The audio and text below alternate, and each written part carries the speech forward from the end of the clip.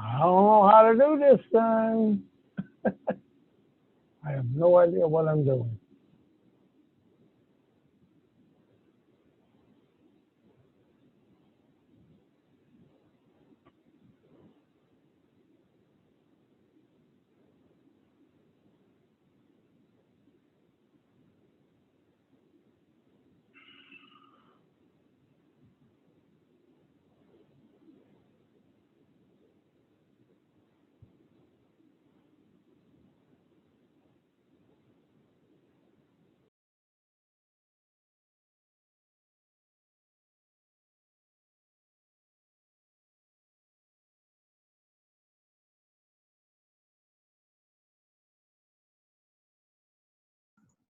All right, good evening, everybody. We are going to get started here with the Football Alternate State Clinic. I currently have everybody muted except for the host. If you have any questions as you run along, we're going to keep you muted just so there's not a lot of background noise. If you have questions, there is a chat. If you look at the top of your screen, you'll see a thing that says Manage Participants, or in the center of your screen, somewhere on your screen, you should have a thing that says Participants, and then you can click to chat, and I'll actually send a chat in just a second, and then that way you can respond to that if you need to. So I've already recorded who is online, and we'll actually save this and send you a link should you want to view it at a later date. Our clinician tonight is Jack Jones, and he'll run you through this. And as I said, if you have any questions, just type them in the chat, and I'll relay those to Jack, and he'll answer them for you. So we'll get underway. Thank you, Dana. This is a little bit new to me. I usually like standing in front of people and speaking. So you all bear with me if I hit the wrong buttons here. But be pretty much the same format we did at the state clinic. Probably be a little better with the slides because I'm going to be looking at them as I do instead of looking at the audience. But this year with the National Federation, there's not a lot of rule changes. There are a couple that will affect what we do throughout the whole game and mechanically, and we're going to spend probably more time on that one and breeze through the early ones very quickly.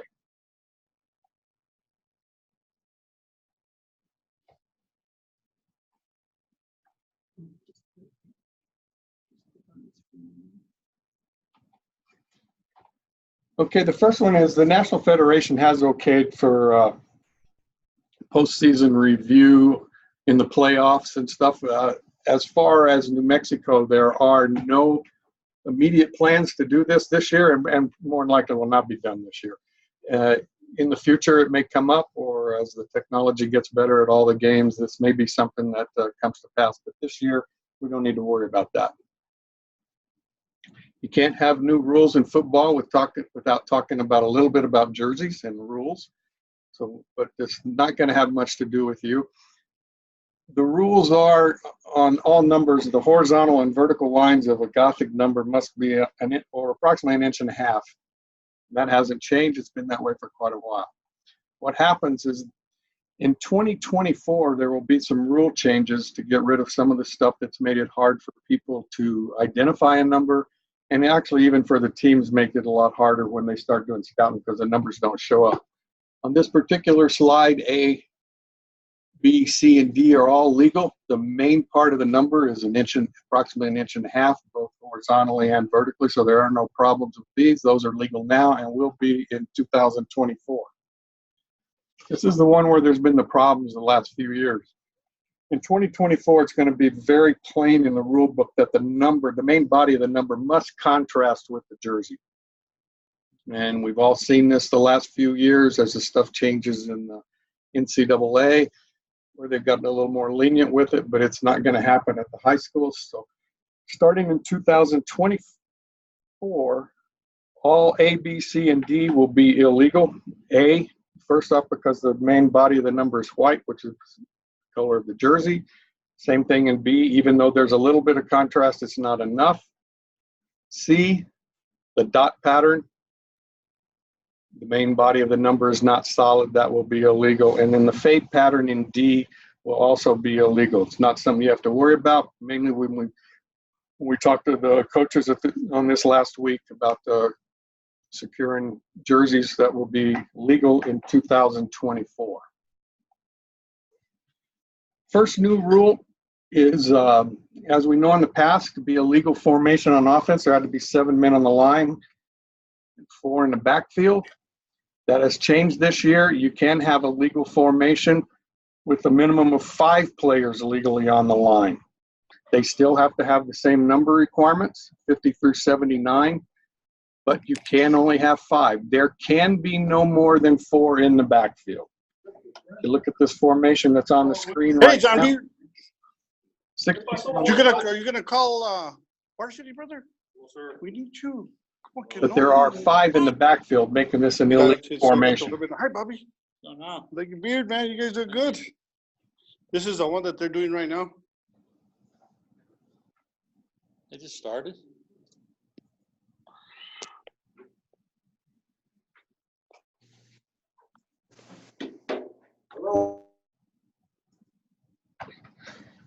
Okay, so one of the reasons for doing this is so punt formations and strange formations, and we get to people coming in, we've all been there where there's only 6 men on the line during a punt. Illegal formation, flag at the snap, and then we go back and punt again. Well, as everybody knows, the last few years they've been just finding out that most injuries happen during kick plays, change of possessions, return plays. This is just one way. If they have 9 people on the field and only 6 on the line, that will be a legal formation.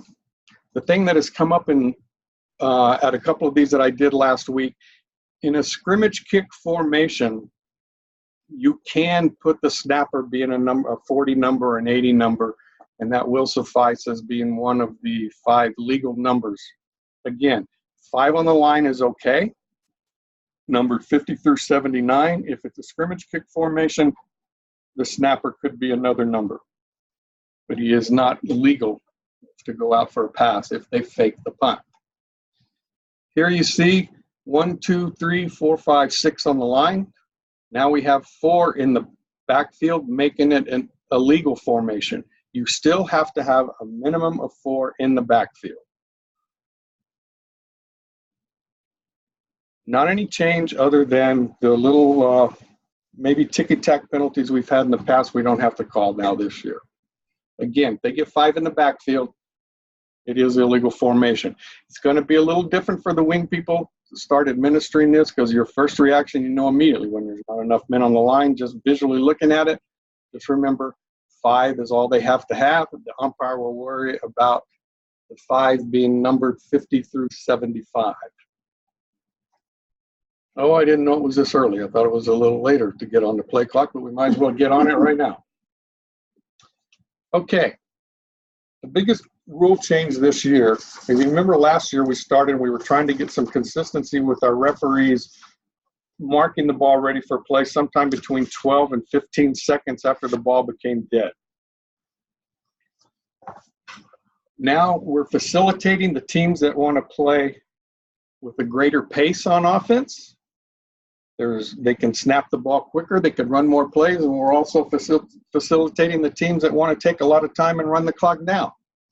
So one thing that has not changed, there will be a ready for play signal by the referee and a 25 play clock running on all prior to a try following a score, to start a period or overtime series, following administration of an inadvertent whistle, following a charged timeout, following an official's timeout, following the stoppage of the play clock by the referee for any other reason.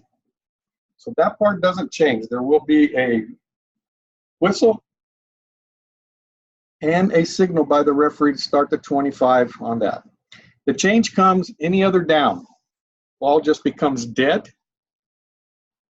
Now there's going to be a 40-second play clock, and excuse me if I say shot clock. I will try to say play clock most of the night.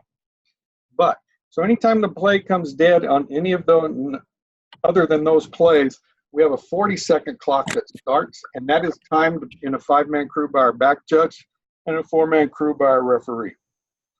That does not mark the ball ready for play. That just starts the time in between the downs. There will be some mechanics when we get to the other slides here in a minute we'll talk about and how we're going to handle that. But this is going to be a big change, guys. It's going to be something we're not used to. It's going to be hard to administer because mechanically it's a little vague on how we're supposed to handle it.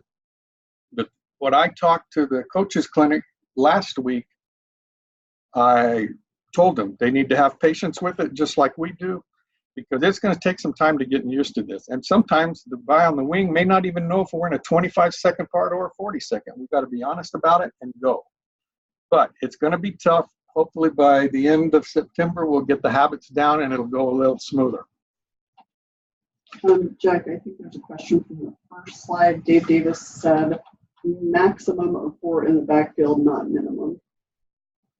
You're correct. I did misspeak there. It is maximum. Therefore, that part of the rule has not changed. Thank you. Okay. We'll just start this. When we have a 40 on the play clock, the ball is ready for play when the umpire has put the ball down and walked away and assumed his position. When he assumes his position, that's when the ball could be snapped. There will be no whistle. I do not know why B is there wearing the white hat. We're still on a dead ball. There is, maybe he's just stopping play and thing, but there will be no whistle by the referee and there will be no signal by the referee. The ball is ready for play when the umpire spots the ball and moves away and assumes his position. How this is going to happen, let's just go over a few plays here. Start with the kickoff. The ball's kicked off. We're going to have a ready for play by the referee, starting a period. Marks it. We have 25 seconds to kick the ball. The ball is caught, returned for some yardage, and down. That is a change of possession play. That's when we allow people to get on and off the field very quickly, as hopefully can, but that's going to be started by the referee now on a change of possession because we have an official's timeout. That will be marked by the referee. Whistle, chop it in, 25 seconds. Now they run their first down play. They run up the middle, 5 yards.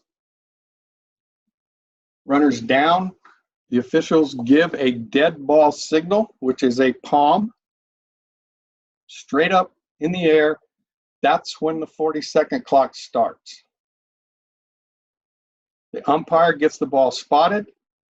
He moves to his position. At that point, there may be 32 seconds, but they've got those full 32 seconds to run that next play.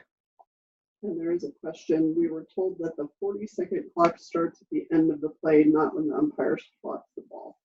The clock does start at the 40 seconds at the end of the play, but the ball is not ready for play until the umpire spots the ball and moves away to his position. So there can be no snap. And that's going to come up in a substitution slide here in a minute that we'll go over too. Very important on that. Now they throw a pass. It's 2nd down and 5. They throw a pass 12 yards down the field. It's incomplete. Clock is stopped. The 40-second play clock stops immediately when the official stops the game clock. Ball's relayed in, back to the referee or the umpire. It can be relayed to the referee, but the umpire is going to be spotting the ball and standing over it. Once he moves to his position, now the ball is ready for play. The 40-second clock was running the entire time.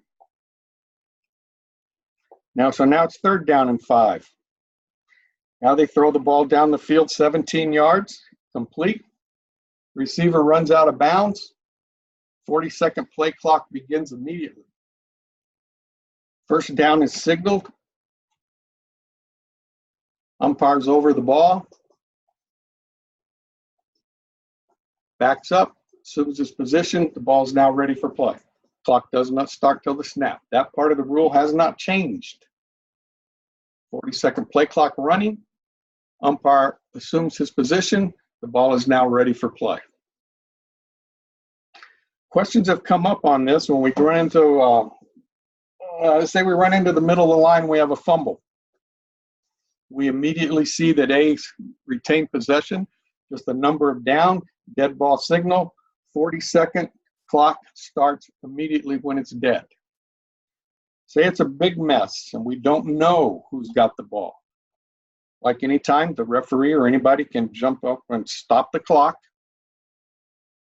peel people off, but the play clock is still running. If it takes an inordinate amount of time to figure out who's got the ball, we may sit there and the referee may, after they get it all set and straightened out, can start a 25-second because it was stopped under an official's timeout. 40-second clock start every time the ball is dead. Okay, if B got the fumble to change a possession, it'll start with the ready for play by the referee on a 25-second ready for play signal. Ben Linus has a question. Are ready reps used? Yeah, I'll try to answer that. A lot of us have the devices, a lot of us have the watches and all that. There are ones now that have the 40 on it. There are the 25. I was told some of them you can send it back and get it modified and it can do a 40 and a 25. I don't know. That's something you'll have to figure out on your own. I'm sure all of the magazines for the officials' equipment have got the new devices to do that.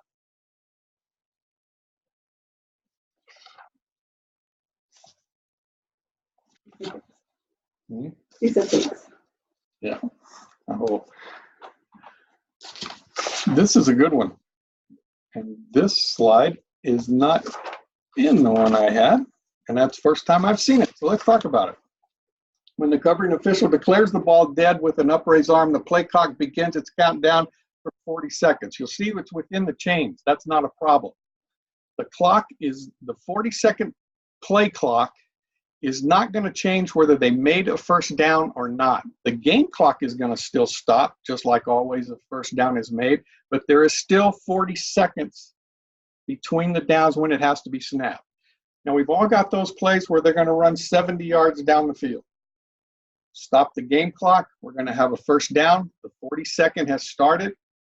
Hopefully, the chain crew can cover the 70 yards and get down there, where when the umpire walks away from the ball, we still have at least 25 seconds to snap the ball. If something happened with the chain crew getting down there, the ball went in some mud on the sideline, whatever, and it takes them a little extra time to do it. If at the time the umpire gets away and the ball is ready for play, if the back judge or the referee, whichever is timing, sees that there are less than 25 seconds, the referee will blow his whistle, do the thing we've seen on TV with the palm straight up like they're resetting to 25. At that point, that's an official's timeout, and then the referee will declare the ball ready for play and wind it 25 seconds on that one. Remember, the rules for the game clock starting and stopping have not changed one bit. Okay? Now, when we're talking about all this, we're talking about the rule. One of the problems, and I've talked with Dana, I've talked with Dusty, it would have been nice if this rule would have come about at the same year that the National Federation would have done the mechanics book, which they only do every other year, because any mechanics book in the Mexico one, the National Federation do not have all the mechanics for this on how to handle this.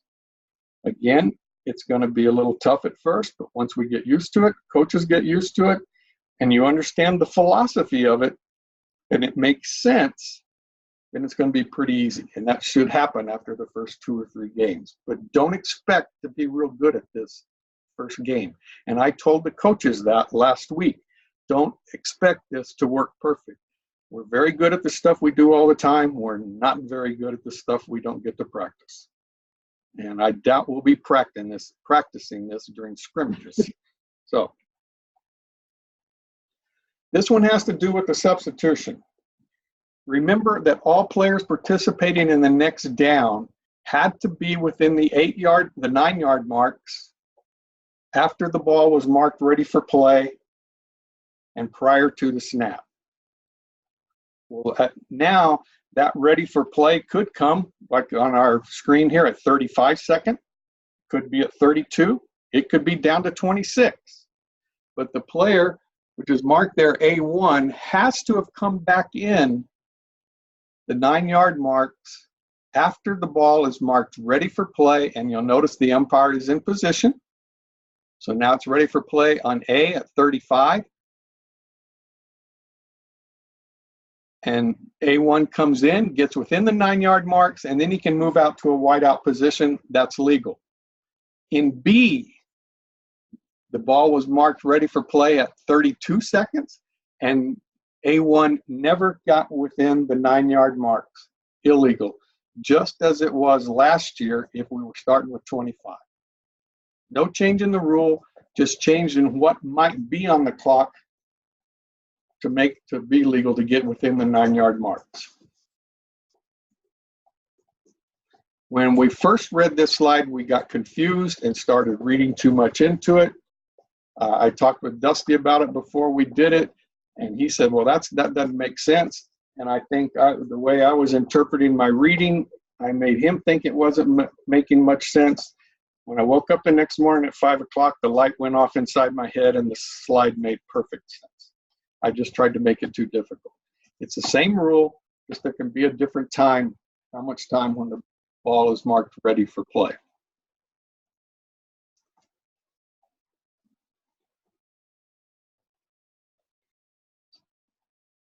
Again, you see A1 coming in and then going back out after the ball is marked ready for play, making it legal. And so we don't get the old play that by rule, they started getting away from this years ago, trying to put the old sleeper play on the sideline. Okay, there are going to be questions on that. This needs to be talked about, the play clock, and I would plan on spending much more time talking about the play clock with the coaches when you have the meeting before the game. If you have a clock operator, I think we counted up the other night, we have 6 fields in New Mexico where there is an on-field play clock. So this is going to be kept on the field most of the time by the back judge or the referee. But if you have that play clock, get early, and I think Dusty had said he was sending something out too, where we get the clock operators down to spend more time with the officials before the game. Okay, new rule, tripping. Tripping is not new, but I know the average fan and a lot of coaches never knew that it was okay to trip the ball carrier. I probably spent my first 10 years and actually flagged tripping the ball carrier, and nobody on my crew knew it was illegal. Nobody on the sidelines knew it was okay. Nobody in the fans, and everybody, we marked it off and went on. But you could trip the ball carrier up until this year. Now that is a penalty, 15 yards. And that's a pretty interesting trip in that slide. It's like, it almost looks like a soccer play, like he's trying to get to do. But again, the only change on this, it is now illegal to trip the ball carrier. And then I'm not sure which slide it was, but Dave Davis had a question. Is the difference that it used to be a whistle, now it's the umpire setting the ball? Okay, there is no whistle marking the ball ready for play when we are in a 40-second game clock. When the umpire gets to his position, the ball is ready for play. There will be no whistle, and there will be no signal by the referee. if we've got problems with this, that umpire needs to be telling that center, I'm walking away. Do not snap that ball till you look at me and I assume my position. I do not want that ball snapped while I'm walking backwards. Thank you. Only thing here is illegal kicking and batting penalty. No change in enforcement of the rule. It's just changed from 15 yards to 10 yards. The reason for this is most of the safety factor rules are the only ones left that are 15 yards, and National Federation Rules Committee felt it was a little harsh for something that was actually not concerning safety to be 15 yards.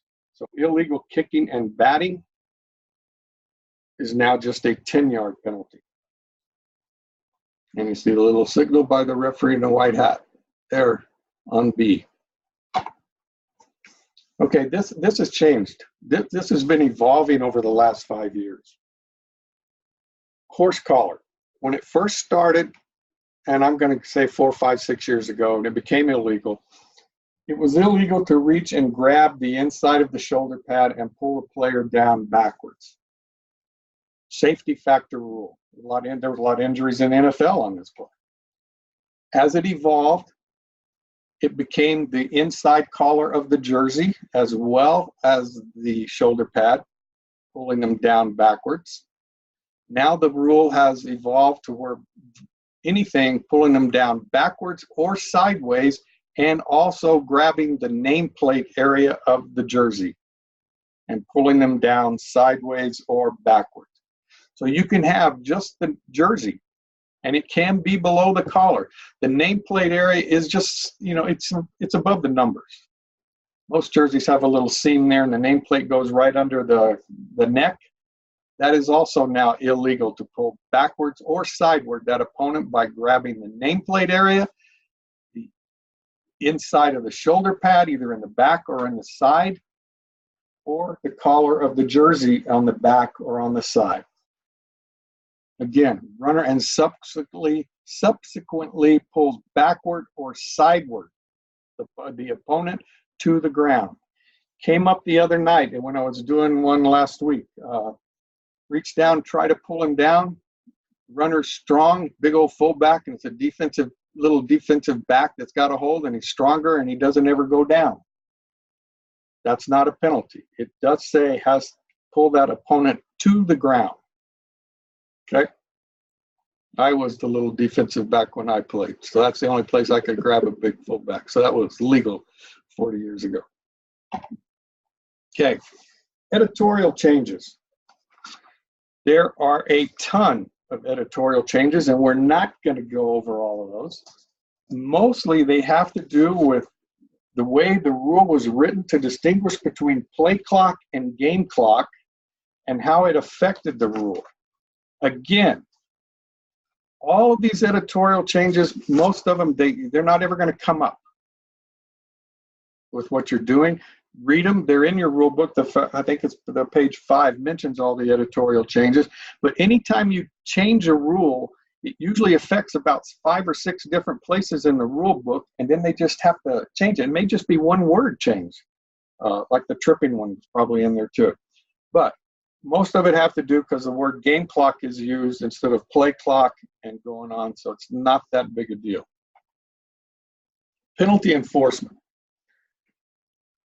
Team R may choose penalty enforcement from the succeeding spot for a foul other than a kick-catching interference that occurs from the start of a kick down. Again, so right there, we have an illegal formation by the kicking team. And the way they're all jumbled up, I can't really tell how it was at the snap, but they obviously had maybe too many men in the backfield or what. We've got a flag. R catches the ball and returns it. They now may take that 5-yard penalty from the succeeding spot, which is where he was down, take the 5 yards, and we do not go back and to kick it again. Reason? Most injuries happen during the kick plays, and this is just one way we can eliminate him from having 2 punts within 2 minutes of the game. Less chance of injury.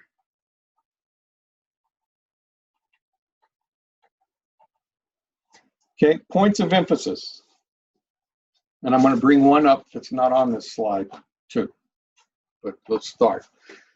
2 points of emphasis: proper procedure for weather delays, free blocking zone, and legal blocking. First one on weather delay. I know you will all get the piece of paper. We've all read it. It's a full page. That's not what this is about. Remember, the coaches cannot shorten the length of halftime. You go to halftime, it has to be a minimum of 10 minutes. Comes up, we're 30 seconds left in the second quarter. Lightning hits.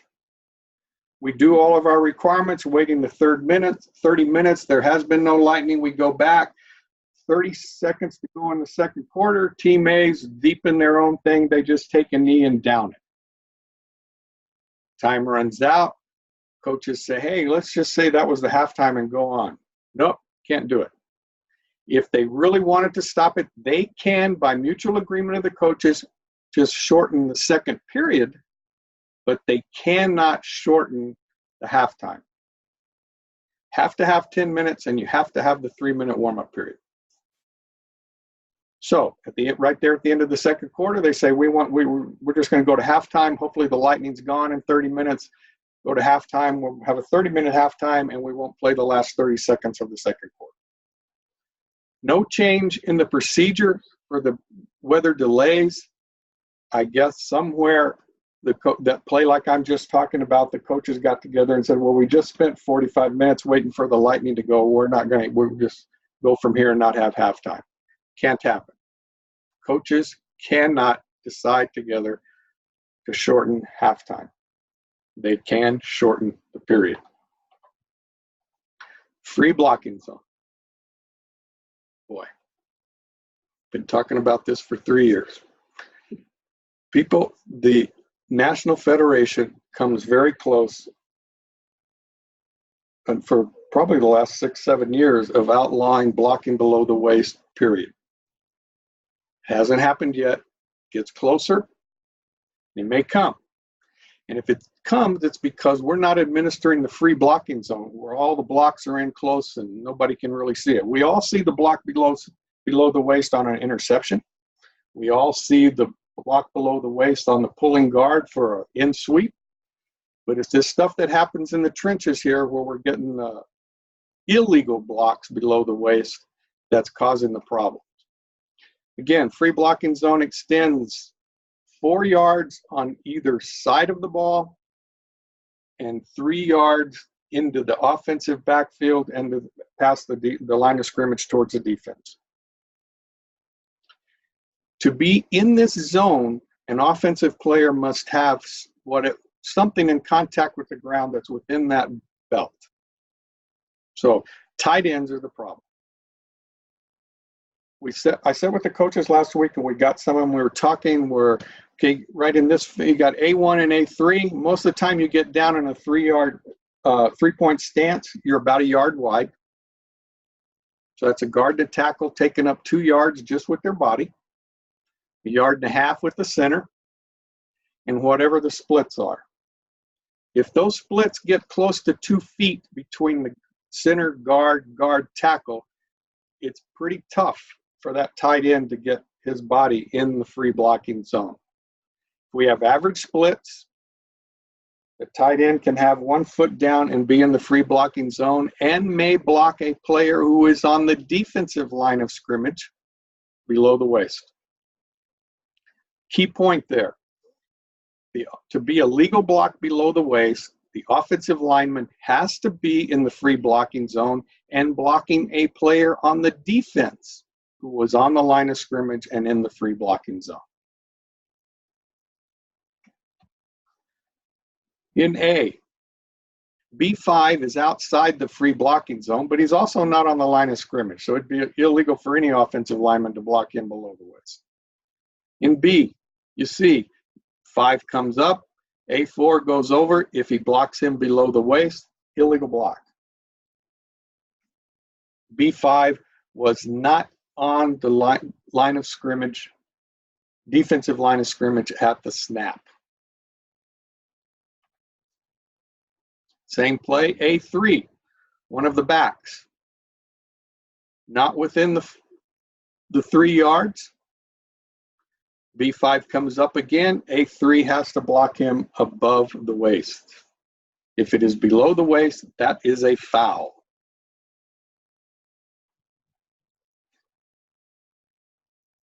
Here you see B1 was in the free blocking zone, defensive player. He was on the line of scrimmage, but he is being blocked by A3, who was outside the free blocking zone. That contact A3 with B1 must be above the waist. If it is below the waist, that is a foul. I'm not real sure what's on the next slide, but I'm going to stop here and talk about this. Been this thing going on forever in shotgun formation. The ball leaves the free blocking zone. The minute, here we'll say A1 is the quarterback in shotgun formation. The minute he gets the ball, by rule, the free blocking zone is gone because the ball has left the zone. Okay. Any one of those people that are on the line, this is an interpretation that I went over with Dusty the last 3 years. If they throw their block immediate at the snap and block somebody in the free blocking zone, even though the ball left the zone immediately, it's the initial thrust of the blocker and it's below the waist, that's legal. They cannot pull and hit somebody below the waist. It has to be the initial thrust going forward. And even though the minute A1 catches the shotgun snap, that block will still be legal. A3 was outside the zone in B there, so that was illegal whether they're in shotgun or not. That's an illegal block because A3 was outside the free blocking zone at the snap. Retreat block for pass blocking.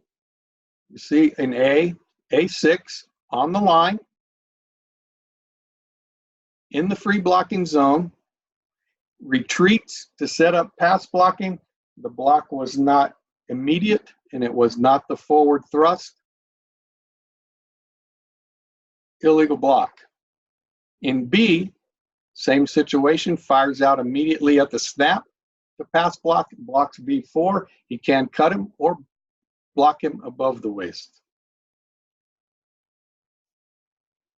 I just noticed, I should have read this last week, I used the word initial thrust and I didn't know it was even on this slide. I've just been hearing that for years. I'm glad they put it on there. Okay, any questions on people? This needs to get called. If we've got a tight end with wide splits and they're blocking down on a 3 technique or something, you know, defensive tackle, and he's wide splits and that tight end blocks down, and you think it's too wide, you know, you might say, hey, I think your formation's getting a little wide. We need to tighten that up if you're still going to throw that block the rest of the game. There's nothing wrong with talking about that early, but if they just are obviously outside that zone, we need to flag it immediately. If it's close, say be careful. I'll tell a story. I did this 2 years ago. I watched a game film. The coach of the team that was doing the very wide splits, and the tight end was blocking down below the waist and was obviously, they were like 2.5 foot splits between center guard, guard tackle, tackle tight end, obviously outside the 4 yards. I went to their practice on a Monday afternoon to get in the formation.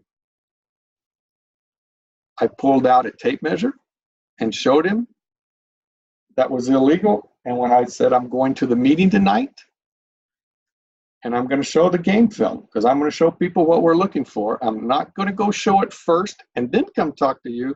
I'm telling you right now, you need to get this cleaned up because I'm bringing it up at the meeting tonight. He said, no problem. They worked on it. They went to that Friday night's game. I went and watched. The splits were tight. No need to call it. Started talking to somebody. I was down in the end zone. Next possession, they were a little wider.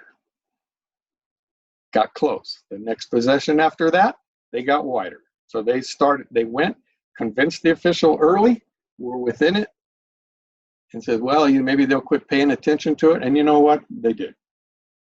They got by with it from the third possession on to the end of the game. Stay with it. If they start getting wider, tell them to move back in. Coaches got told this last week, that it was going to be a points of emphasis free blocking zone.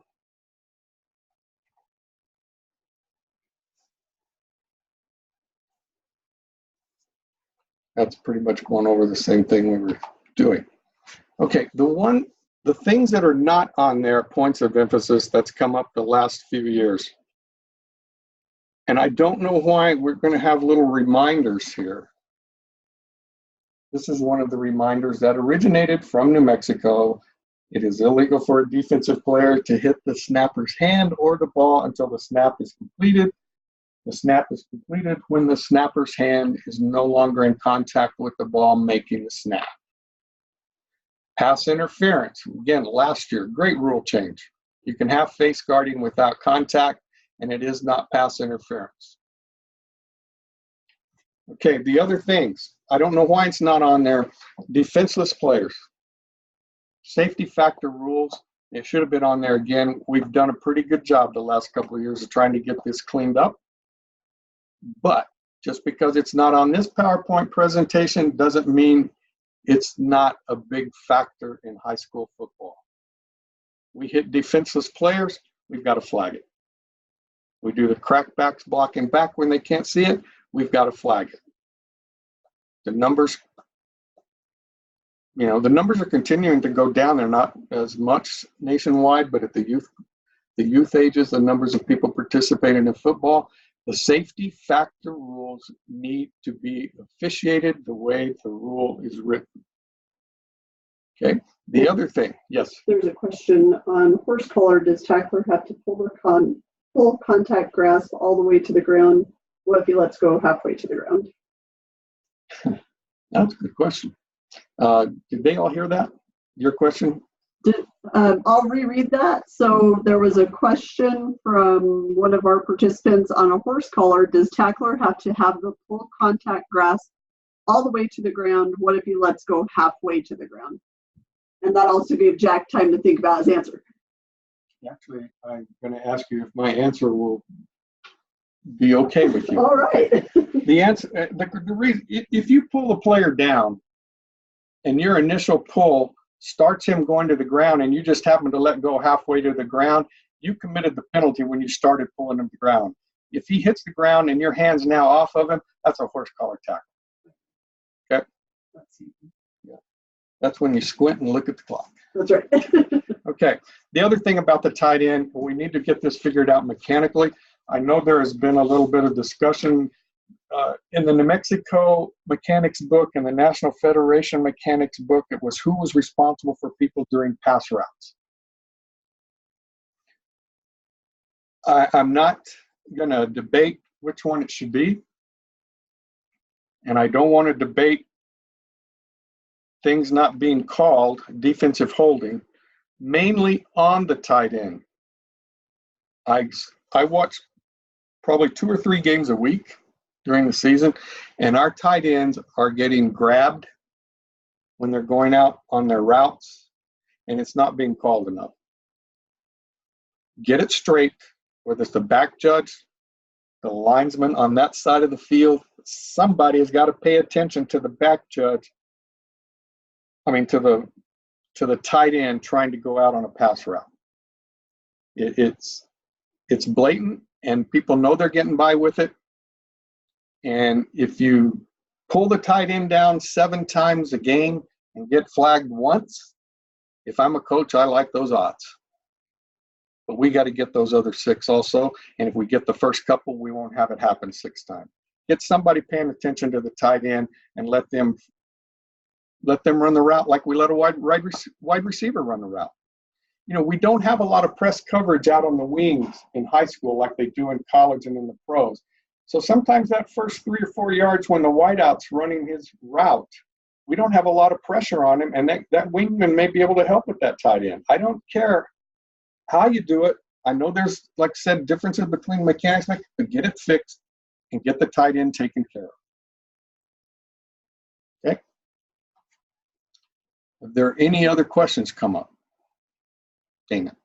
There is going to be some information. I listened to the National Federation PowerPoint presentation the 23rd of July when they went over and I got in online. There is going to be some information coming mechanically about the 40-second play clock. When that comes, I'm sure the office here will get it out to everybody. But remember, it's going to be different.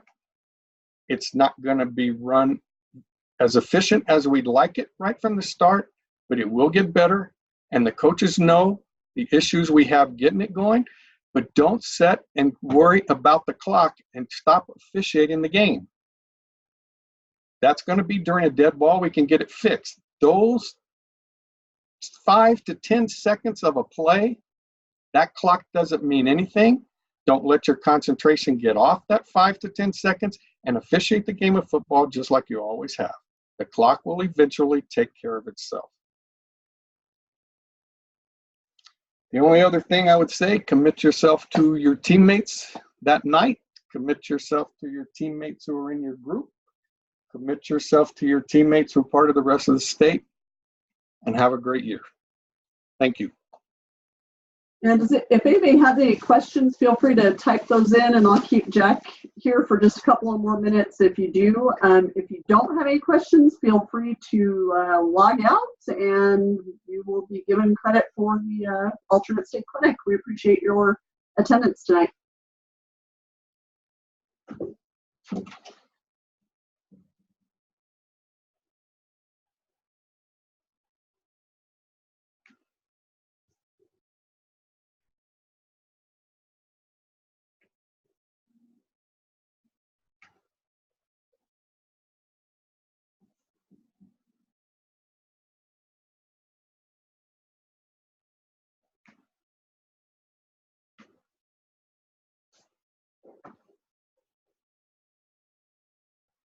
Okay.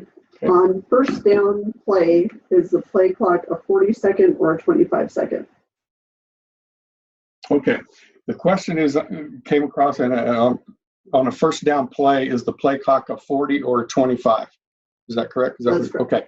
Well, if the offensive team gains a first down, they already had the ball, they gain a first down, the play clock will be at 40.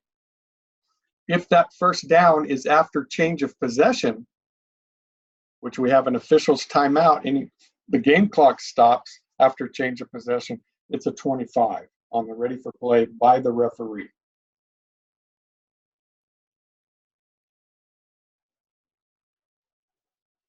Dave Davis, did you get that?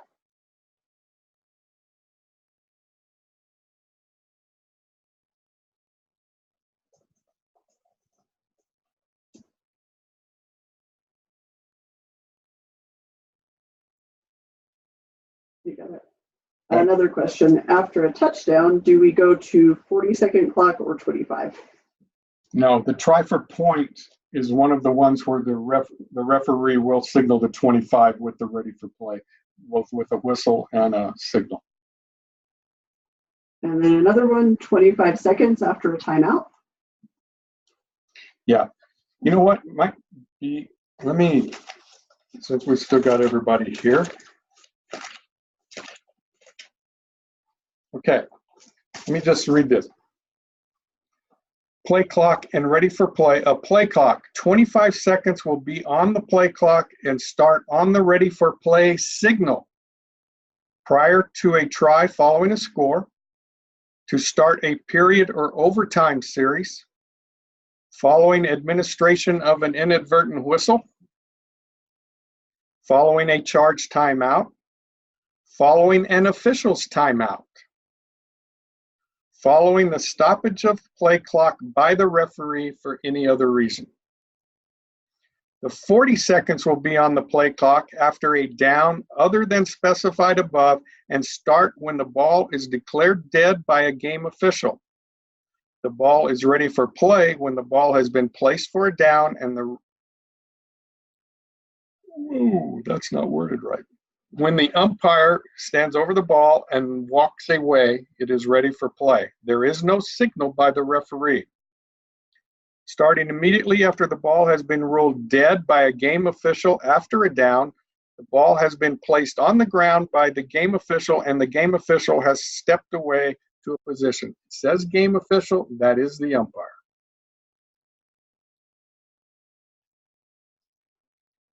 Okay, so remember, I think there's 7 of them, A, B, C, D, E, F, 6 of them. The 25-second will still be used as by rule in the past, prior to a try following a score, to start a period or overtime period, following administration of an inadvertent whistle, following a charged timeout, following an official's timeout, following the stoppage of play clock by the referee for any other reason. That's when we use the 25, just as we have forever. And now 2 more questions. So no signal for ready for play by referee. If we're in a 40-second play clock period, there will be no signal by the referee. The ball is ready for play when the umpire puts the ball down and walks away. If it's a 25-second period, there will be a signal by the referee, but not during the 40-second period. And then the next question, what is the logic behind the 40-second clock? I guess I'll use my logic. Yes. Okay. Teams want to use tempo. Some teams want to milk as much clock as they can. The reason for this is, quite honestly, it was taking the officials too long to spot the ball. If the offensive team was wanting to use tempo, get the ball in, they get it going, they want to snap it and go, go, go, go, go. Whereas other teams offensively want to milk as much time as they can. Control the game clock. This gives the option to an offensive team whether they want to use quick tempo or an offensive team that wants to slow the tempo down. Now there is a rule favoring both.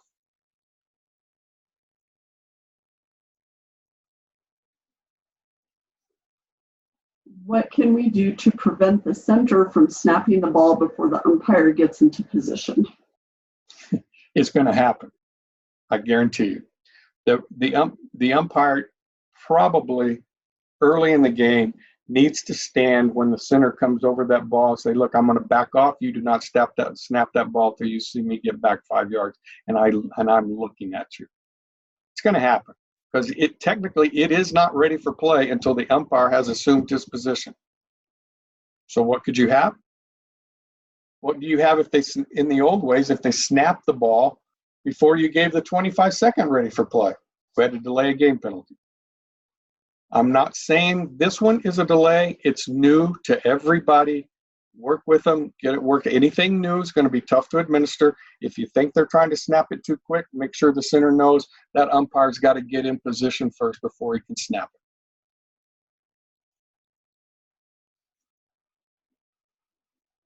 it. Okay, any other questions? Oh, hold on.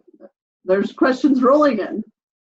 So next one, 5 on the line. Was that just to cover an 11-man game where Team A only had 10 players? I was a little late on that one. Okay.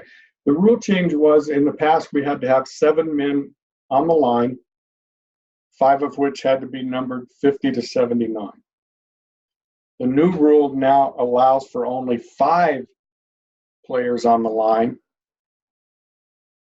Still, cannot have over 4 in the backfield. I screwed that up earlier, so let me get that straight right now. That means 5 on the line, no more than 4 in the backfield, 9 people playing. That is not going to be a flag. Most of the time this has happened has been when punt teams come in, and we've all been there, 6 men on the line, 4 in the backfield. They punt the ball, we flag. They take the penalty, they got to come all the way back, which now they don't have to do that either. It's just a way of taking away a penalty where there, quite frankly, was no advantage. Actually, it's a disadvantage for only have 5 people blocking for the punt. But it's just, they have to have 5 people on the line minimum. They have to be numbered 50 through 79, except for the exception for kick formation, when you can have a number 40 number or 80 number, one of those 5. But again, no more and 4 in the backfield. And then is the center responsible to make eye contact with the umpire? Responsible, no. Good idea, yes. Because he technically, if the center snaps the ball before the umpire is ready, technically he's facing a possible delay of game penalty. So the umpire and the center need to get contact earlier on how this is going to happen.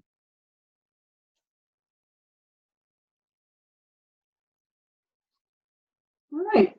Was everybody's question answered? Did I miss anything? And or are there any additional questions for Jack?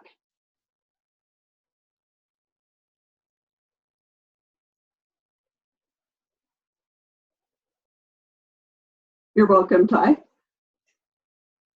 What was the coach's response to the umpire and their center? The coach's response were, one of the things I said to the coaches before, that this is going to be a little hard to get used to. I think they were in favor because there's a lot of them that are starting to want to use the quick tempo, and this is going to help that. And the ones that did not have the real strong offensive teams, it's going to help them too, because they can maybe eat up. Say in the past we took 6 seconds or 7 to spot it, where they only got 31 seconds. Now they can milk another 9 seconds on the clock. So they were happy with it too. They didn't care. It's funny, when I was looking around the room, they didn't really understand it. Well, they understood it.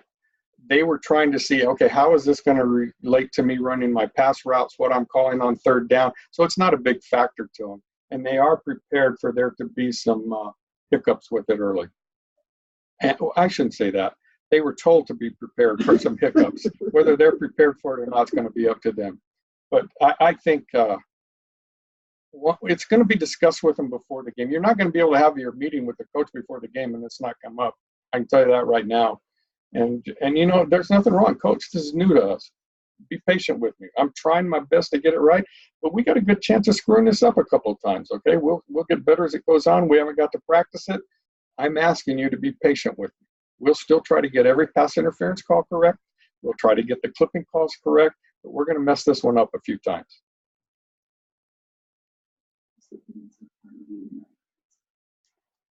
Any other questions, attendees?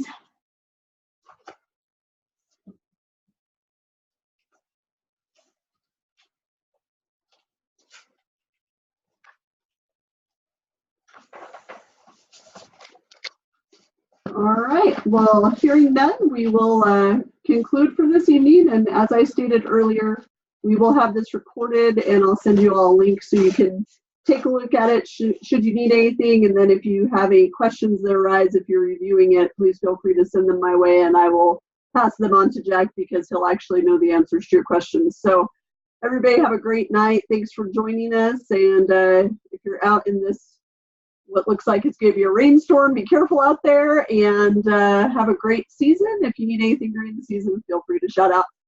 Hope you're all doing well and we'll see you around the way. Thanks, guys.